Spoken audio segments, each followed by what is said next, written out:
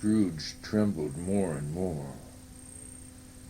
"Or would you know," pursued the ghost, "the weight and length of the strong coil you bear yourself? It was full as heavy and as long as this. 7 Christmas Eves ago you have labored on it since. It is a ponderous chain." Scrooge glanced about him on the floor, in the expectation of finding himself surrounded by some 50 or 60 fathoms of iron cable, but he could see nothing. "Jacob," he said imploringly, "old Jacob Marley, tell me more. Speak comfort to me, Jacob." "I have none to give," the ghost replied. "It comes from other regions, Ebenezer Scrooge, and is conveyed by other ministers to other kinds of men.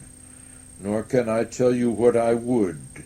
Very little more is all permitted to me. I cannot rest, I cannot stay, I cannot linger anywhere. My spirit never walked beyond our counting-house. Mark me, in life my spirit never roved beyond the narrow limits of our money-changing hole, and weary journeys lie before me."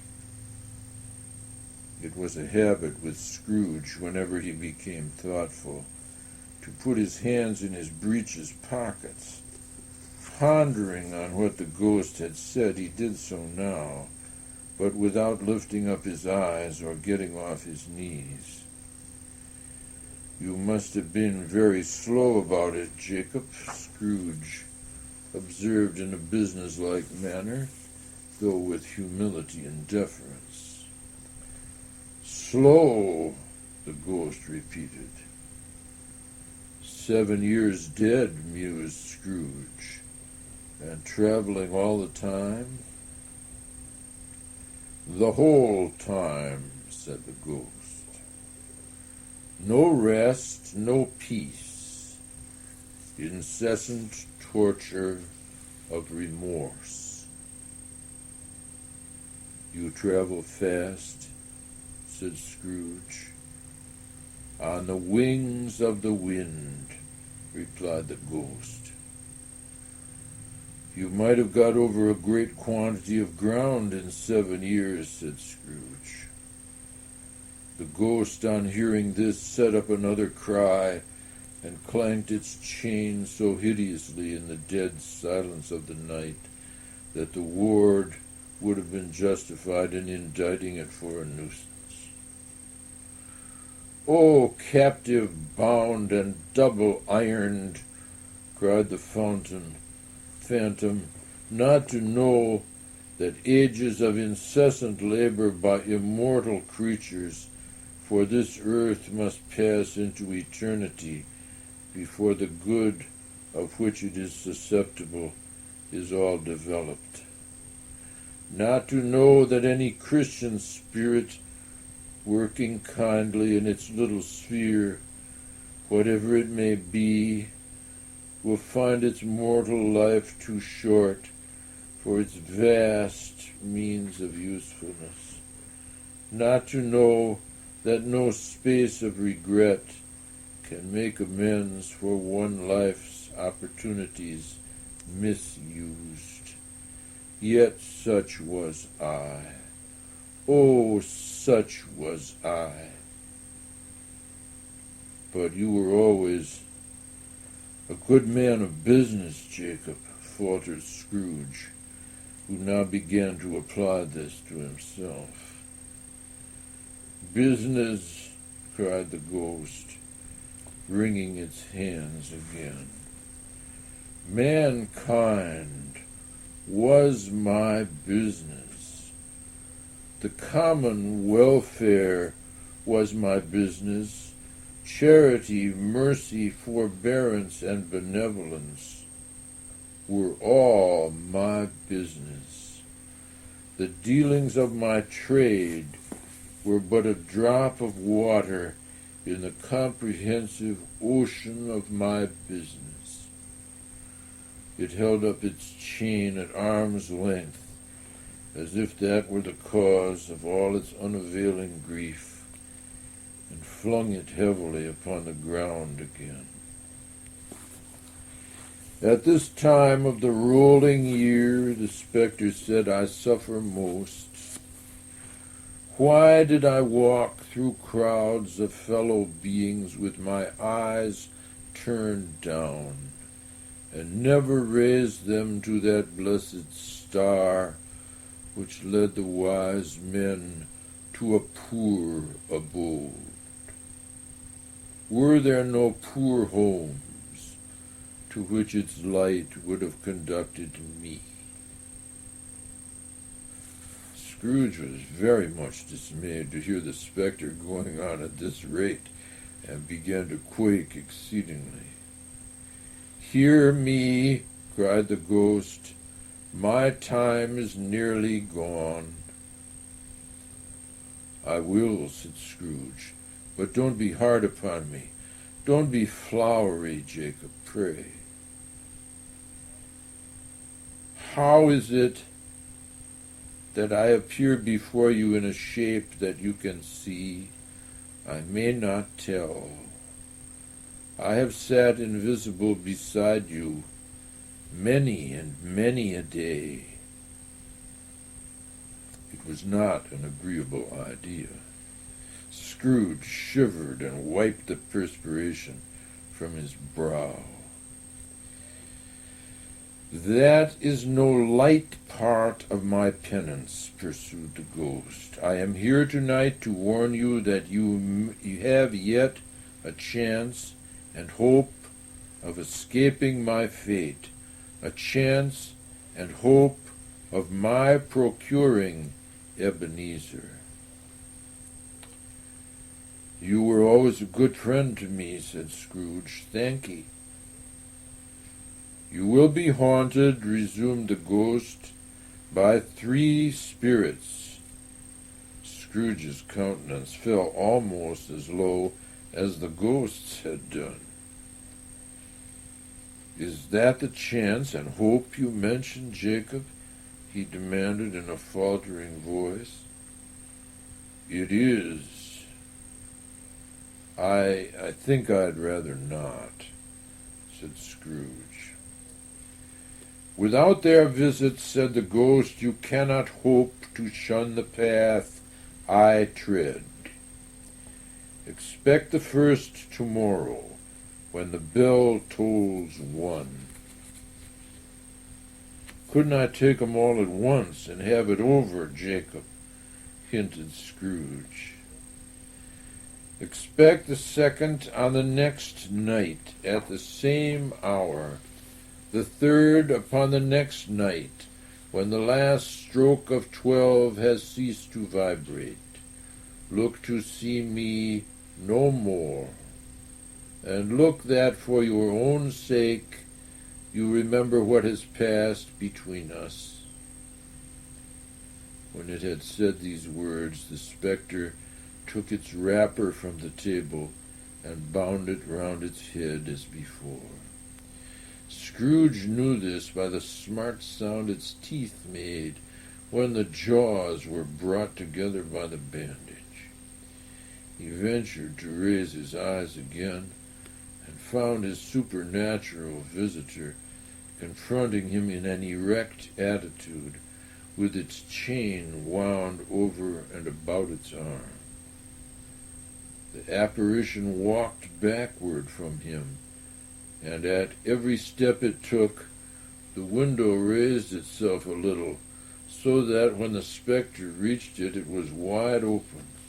It beckoned Scrooge to approach, which he did. When they were within 2 paces of each other, Marley's ghost held up its hand, warning him to come no nearer. Scrooge stopped, not so much in obedience as in surprise and fear, for on the raising of the hand he became sensible of confused noises in the air, incoherent sounds of lamentation and regret, wailings inexpressibly sorrowful and self-accusatory. The spectre, after listening for a moment, joined in the mournful dirge, and floated out upon the bleak, dark night. Scrooge followed to the window, desperate in his curiosity. He looked out. The air was filled with phantoms, wandering hither and thither in restless haste, and moaning as they went. Every one of them wore chains like Marley's ghost. Some few, they might be guilty governments, were linked together. None were free. Many had been personally known to Scrooge in their lives.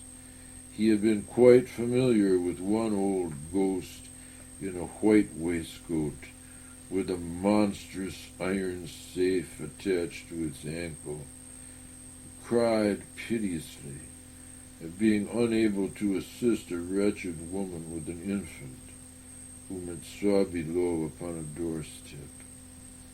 The misery with them all was, clearly, that they sought to interfere for good in human matters, and had lost the power forever.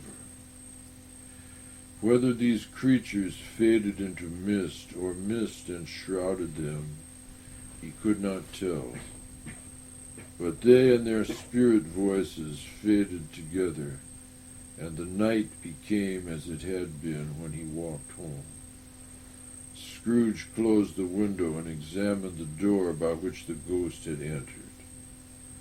It was double locked, as he had locked it with his own hands, and the bolts were undisturbed. He tried to say humbug, but stopped at the first syllable, and being from the emotion he had undergone, or the fatigues of the day, or his glimpse of the invisible world, or the dull conversation of the ghost, or the lateness of the hour, much in need of repose, went straight to bed without undressing, and fell asleep upon the instant.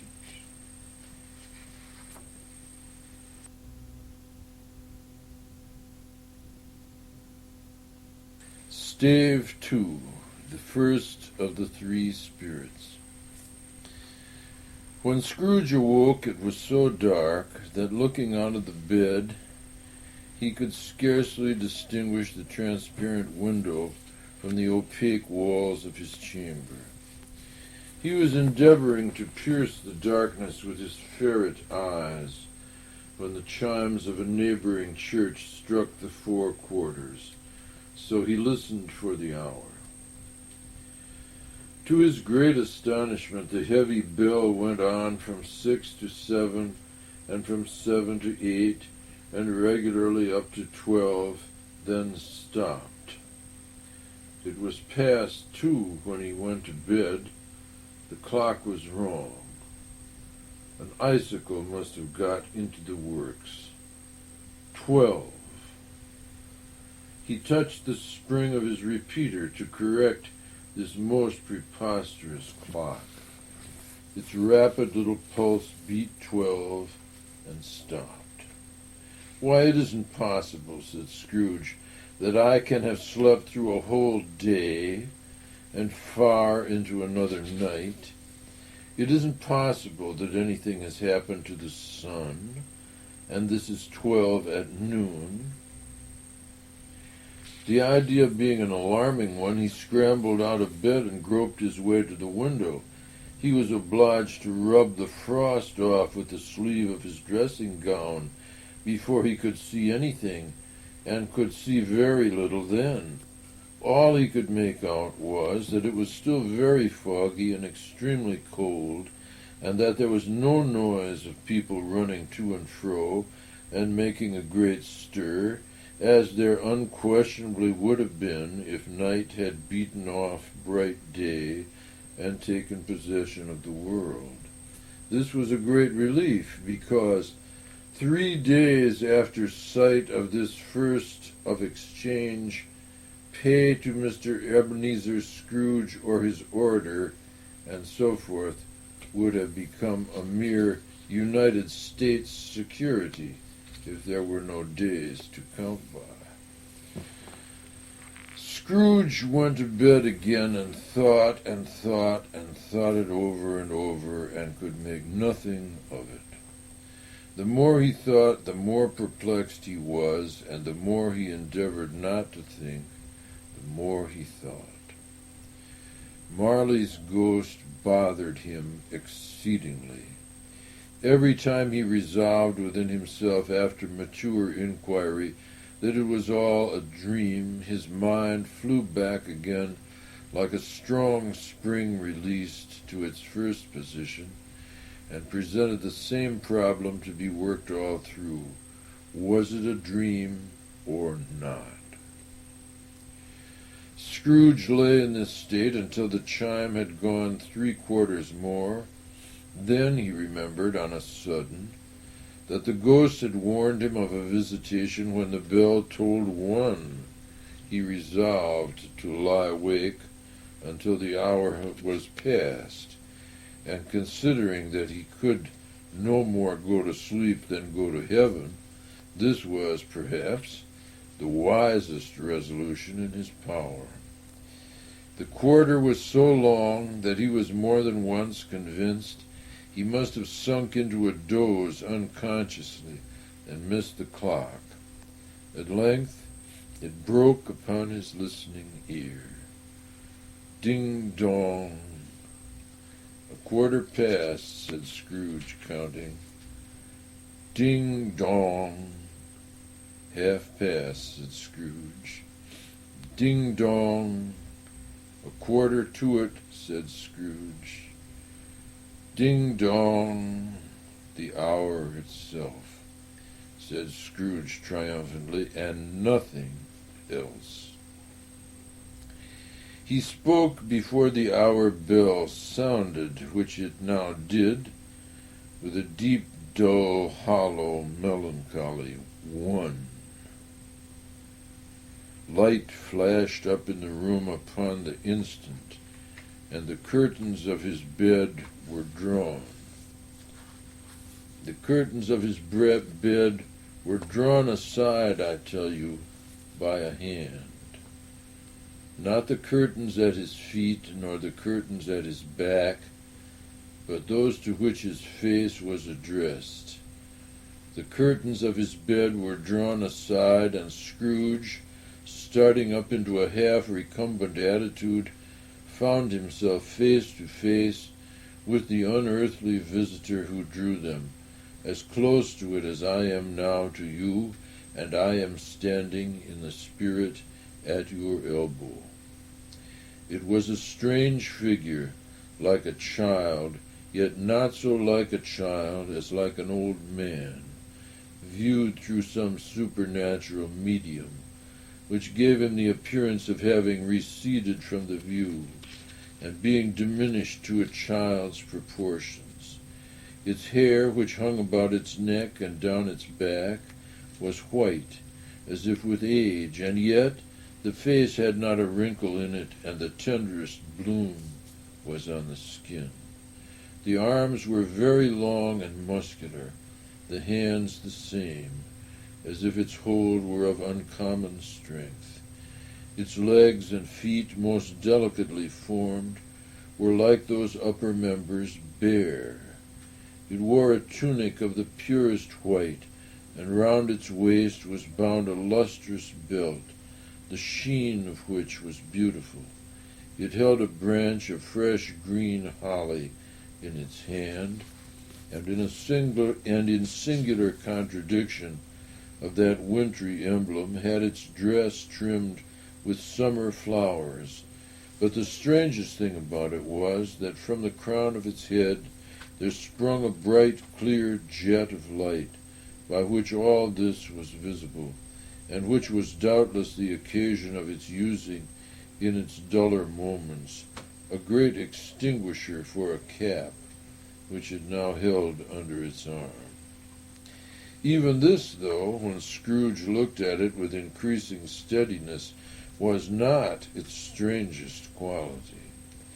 For as its belt sparkled and glittered now in one part and now in another, and what was light one instant at another time was dark, so the figure itself fluctuated in its distinctness, being now a thing with one arm, now with one leg, now with 20 legs, now a pair of legs without a head, now a head without a body, of which dissolving parts no outline would be visible in the dense gloom wherein they melted away, and in the very wonder of this it would be itself again, distinct and clear as ever. "Are you a spirit, sir, whose coming was foretold to me?" asked Scrooge. "I am." The voice was soft and gentle, singularly low, as if, instead of being so close beside him, it were at a distance. "Who and what are you?" Scrooge demanded. "I am the ghost of Christmas past." "Long past?" inquired Scrooge, observant of its dwarfish stature. "No, your past." Perhaps Scrooge could not have told anybody why, if anybody could have asked him, but he had a special desire to see the spirit in his cap, and begged him to be covered. "What!" exclaimed the ghost, "would you so soon put out with worldly hands the light I give? Is it not enough that you are one of those whose passions made this cap, and force me through whole trains of years to wear it low upon my brow?" Scrooge reverently disclaimed all intention to offend, or any knowledge of having wilfully bonneted the spirit at any period of his life. He then made bold to inquire what business brought him there. "Your welfare," said the ghost. Scrooge expressed himself much obliged, but could not help thinking that a night of unbroken rest would have been more conducive to that end. The spirit must have heard him thinking, for it said immediately, "Your reclamation, then. Take heed." It put out its strong hand as it spoke, and clasped him gently by the arm. "Rise and walk with me." It would have been in vain for Scrooge to plead that the weather and the hour were not adapted to pedestrian purposes, that bed was warm and the thermometer a long way below freezing, that he was clad but lightly in his slippers, dressing gown, and nightcap, and that he had a cold upon him at that time. The grasp, though gentle as a woman's hand, was not to be resisted. He rose, but finding that the spirit made towards the window, clasped its robe in supplication. "I am a mortal," Scrooge remonstrated, "and liable to fall." "Bear but a touch of my hand there," said the spirit, laying it upon his heart, "and you shall be upheld in more than this." As the words were spoken, they passed through the wall and stood upon an open country road with fields on either hand. The city had entirely vanished. Not a vestige of it was to be seen. The darkness and the mist had vanished with it, for it was a clear, cold winter day with the snow upon the ground. "Good heavens," said Scrooge, clasping his hands together as he looked about him. "I was bred in this place. I was a boy here." The spirit gazed upon him mildly. Its gentle touch, though it had been light and instantaneous, appeared still present to the old man's sense of feeling. He was conscious of 1,000 odors floating in the air, each one connected with 1,000 thoughts and hopes and joys and cares long, long forgotten. "Your lip is trembling," said the ghost, "and what is that upon your cheek?" Scrooge muttered with an unusual catching in his voice that it was a pimple, and begged the ghost to lead him where he would. "You recollect the way?" inquired the spirit. "Remember it," cried Scrooge with fervor. "I could walk it blindfold." "Strange to have forgotten it for so many years," observed the ghost. "Let us go on." They walked along the road, Scrooge recognizing every gate and post and tree, until a little market town appeared in the distance, with its bridge, its church, and winding river. Some shaggy ponies now were seen trotting towards them, with boys upon their backs, who called to other boys in country gigs and carts driven by farmers. All these boys were in great spirits and shouted to each other until the broad fields were so full of merry music that the crisp air laughed to hear it. "These are but shadows of the things that have been," said the ghost. "They have no consciousness of us." The jocund travelers came on, and as they came, Scrooge knew and named every one.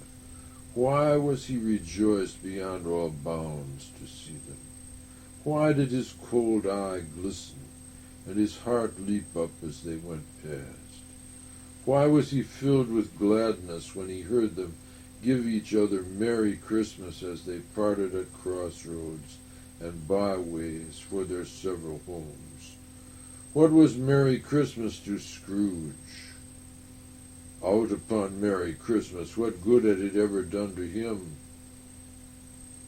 "The school is not quite deserted," said the ghost. "A solitary child neglected by his friends is left there still." Scrooge said he knew it, and he sobbed. They left the high road by a well-remembered lane, and soon approached a mansion of dull red brick with a little weathercock-surmounted cupola on the roof, and a bell hanging in it. It was a large house, but one of broken fortunes, for the spacious offices were little used. Their walls were damp and mossy, their windows broken, and their gates decayed. Fowls clucked and strutted in the stables, and the coach-houses and the sheds were overrun with grass. Nor was it more retentive of its ancient state within, for entering the dreary hall and glancing through the open doors of many rooms, they found them poorly furnished, cold, and vast.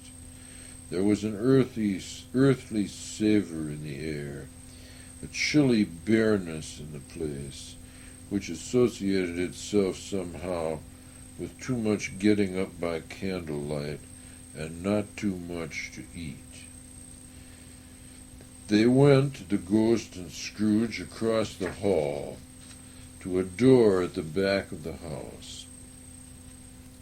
It opened before them and disclosed a long, bare, melancholy room, made barer still by lines of plain deal forms and desks. At one of these a lonely boy was reading near a feeble fire, and Scrooge sat down upon a form and wept to see his poor, forgotten self as he had used to be.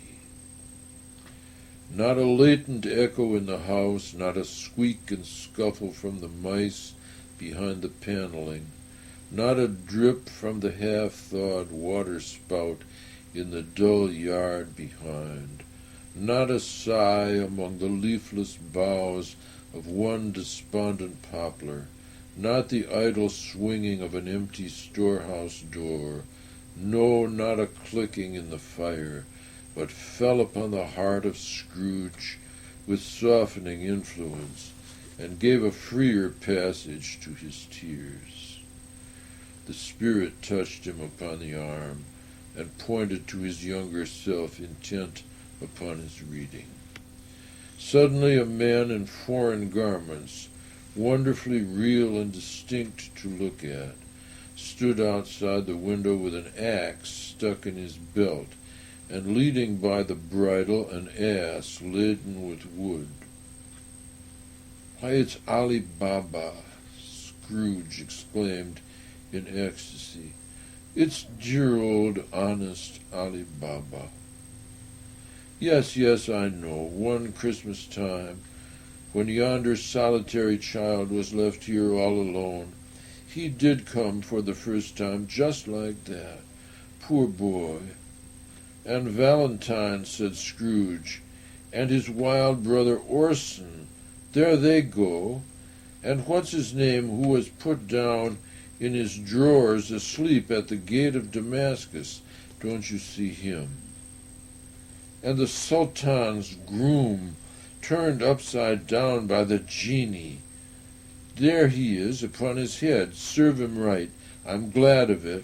What business had he to be married to the princess?" To hear Scrooge expending all the earnestness of his nature on such subjects, in a most extraordinary voice, between laughter and crying, and to see his heightened and excited face, would have been a surprise to his business friends in the city, indeed. "There's the parrot," cried Scrooge. "Green body and yellow tail, with a thing like a lettuce growing out of the top of his head. There he is. Poor Robin Crusoe, he called him, when he came home again after sailing round the island. Poor Robin Crusoe! Where have you been, Robin Crusoe?" The man thought he was dreaming, but he wasn't. It was the parrot, you know. There goes Friday, running for his life to the little creek. "Hello! Whoop! Halloo!" Then, with a rapidity of transition very foreign to his usual character, he said, in pity for his former self, "Poor boy," and cried again. "I wish," Scrooge muttered, putting his hand in his pocket and looking about him after drying his eyes with his cuff, "but it's too late now." "What's the matter?" asked the Spirit. "Nothing," said Scrooge, "nothing. There was a boy singing a Christmas carol at my door last night. I should like to have given him something, that's all." The ghost smiled thoughtfully and waved its hand, saying as it did so, "Let us see another Christmas." Scrooge's former self grew larger at the words, and the room became a little darker and more dirty. The panels shrunk, the windows cracked, fragments of plaster fell out of the ceiling, and the naked laths were shown instead. But how all this was brought about, Scrooge knew no more than you do. He only knew that it was quite correct, that everything had happened so, that there he was alone again when all the other boys had gone home for the jolly holidays. He was not reading now, but walking up and down despairingly. Scrooge looked at the ghost, and with a mournful shaking of his head, glanced anxiously towards the door. It opened, and a little girl, much younger than the boy, came darting in. and putting her arms about his neck and often kissing him, addressed him as her dear, dear brother. "I've come to bring you home, dear brother," said the child, clapping her tiny hands and bending down to laugh. "To bring you home, home, home." "Home, little Fan," returned the boy. "Yes," said the child, brimful of glee. "Home for good and all. Home forever and ever. Father is so much kinder than he used to be that home's like heaven. He spoke so gently to me one dear night when I was going to bed that I was not afraid to ask him once more if you might come home, and he said, 'Yes, you should,' and sent me in a coach to bring you, and you're to be a man," said the child, opening her eyes, "and are never to come back here, but first we're to be together all the Christmas long, and have the merriest time in all the world." "You're quite a woman, little Fran," exclaimed the boy. She clapped her hands and laughed and tried to touch his head, but being too little, laughed again and stood on tiptoe to embrace him. Then she began to drag him in her childish eagerness towards the door, and he, nothing loath to go, accompanied her. A terrible voice in the hall cried, "Bring down Master Scrooge's box there," and in the hall appeared the schoolmaster himself, who glared on Master Scrooge with a ferocious condescension, and threw him into a dreadful state of mind by shaking hands with him. He then conveyed him and his sister into the veriest old well of a shivering best parlor that ever was seen, where the maps upon the wall and the celestial and terrestrial globes in the windows were waxy with cold.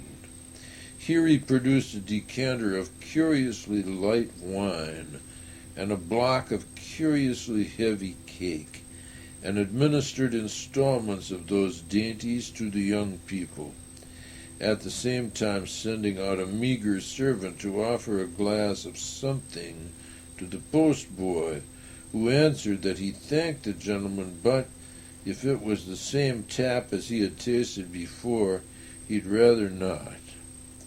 Master Scrooge's trunk being by this time tied onto the top of the chaise, the children bade the schoolmaster good-bye right willingly, and getting into it drove gaily down the garden sweep, the quick wheels dashing the hoar-frost and snow from off the dark leaves of the evergreens like spray.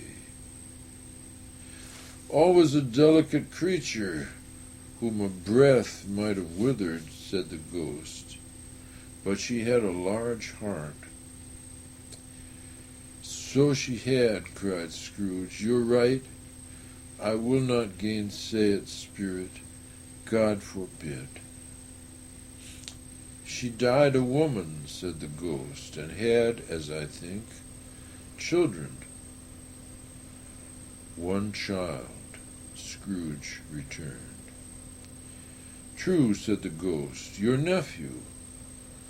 Scrooge seemed uneasy in his mind, and answered briefly, "Yes." Although they had but that moment left the school behind them, they were now in the busy thoroughfares of a city, where shadowy passengers passed and repassed, where shadowy carts and coaches battled for the way, and all the strife and tumult of a real city were.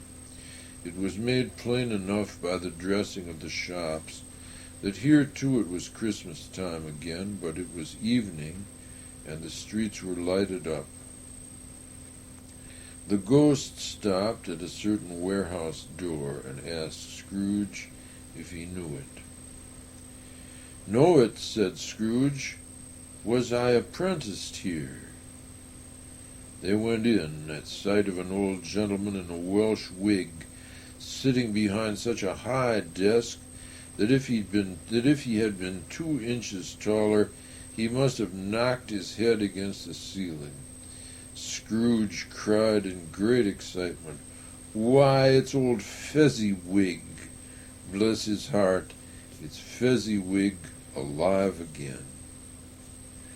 Old Fezziwig laid down his pen and looked up at the clock, which pointed to the hour of 7. He rubbed his hands, adjusted his capacious waistcoat, laughed all over himself, from his shoes to his organ of benevolence, and called out in a comfortable, oily, fat, rich, jovial voice, "Yo-ho there, Ebenezer, Dick!" Scrooge's former self, now grown a young man, came briskly in, accompanied by his fellow apprentice. "Dick Wilkins, to be sure," said Scrooge to the ghost. "Bless me, yes, there he is. He was very much attached to me, was Dick. Poor Dick. Dear, dear." "Yo-ho, my boys," said Fezziwig. "No more work tonight. Christmas Eve, Dick. Christmas, Ebenezer. Let's have the shutters up," cried old Fezziwig, with a sharp clap of his hands, "before a man can say Jack Robinson." You wouldn't believe how those two fellows went at it. They charged into the street with the shutters. 1, 2, 3, had 'em up in their places. 4, 5, 6, barred 'em and pinned 'em. 7, 8, 9, and came back before you could have got to 12, panting like racehorses. "Hilly-ho!" cried old Fezziwig, skipping down from the high desk with wonderful agility. "Clear away, me lads, and let's have lots of room here. Hilly-ho, Dick! Chirrup, Ebenezer!" Clear away? There was nothing they wouldn't have cleared away, or couldn't have cleared away. With old Fezziwig looking on, it was done in a minute. Every movable was packed off, as if it were dismissed from public life forevermore. The floor was swept and watered, the lamps were trimmed, fuel was heaped upon the fire, and the warehouse was as snug and warm, dry and bright a ballroom as you would desire to see upon a winter's night. In came a fiddler with a music book, and went up to the lofty desk and made an orchestra of it, and tuned like 50 stomach aches. In came Mrs. Fezziwig, one vast, substantial smile. In came the 3 Miss Fezziwigs, beaming and lovable. In came the 6 young followers whose hearts they broke. In came all the young men and women employed in the business. In came the housemaid with her cousin the baker. In came the cook with her brother's particular friend, the milkman. In came the boy from over the way, who was suspected of not having board enough from his master, trying to hide himself behind the girl from next door, but one, who was proved to have had her ears pulled by her mistress. In they all came, one after another, some shyly, some boldly, some gracefully, some awkwardly, some pushing, some pulling. In they all came, anyhow and everyhow. Away they all went, 20 couple at once, hands half round and back again the other way, down the middle and up again, round and round in various stages of affectionate grouping. Old top couple always turning up in the wrong place. New top couples starting off again as soon as they got there. All top couples at last, and not a bottom one to help them. When this result was brought about, old Fezziwig, clapping his hands to stop the dance, cried out, "Well done!" and the fiddler plunged his hot face into a pot of porter, especially provided for that purpose. But scorning rest upon his reappearance, he instantly began again, and though there were no dancers yet, as if the other fiddler had been carried home exhausted on a shutter, and he were a brand new man resolved to beat him out of sight or perish. There were more dances, and there were forfeits, and more dances, and there was cake, and there was negus, and there was a great piece of cold roast, and there was a great piece of cold boiled, and there were mince pies and plenty of beer. But the great effect of the evening came after the roast and boiled, when the fiddler, an artful dog, mind, the sort of man who knew his business better than you and I could have told it him, struck up Sir Roger de Coverley. Then old Fezziwig stood out to dance with Mrs. Fezziwig, top couple too, with a good stiff piece of work cut out for them, 3 or 4 and 20 pair of partners, people who were not to be trifled with, people who would dance and had no notion of walking. But if they had been twice as many, 4 times, old Fezziwig would have been a match for them, and so would Mrs. Fezziwig. As to her, she was worthy to be his partner in every sense of the term. If that's not high praise, tell me higher, and I'll use it. End of side 2.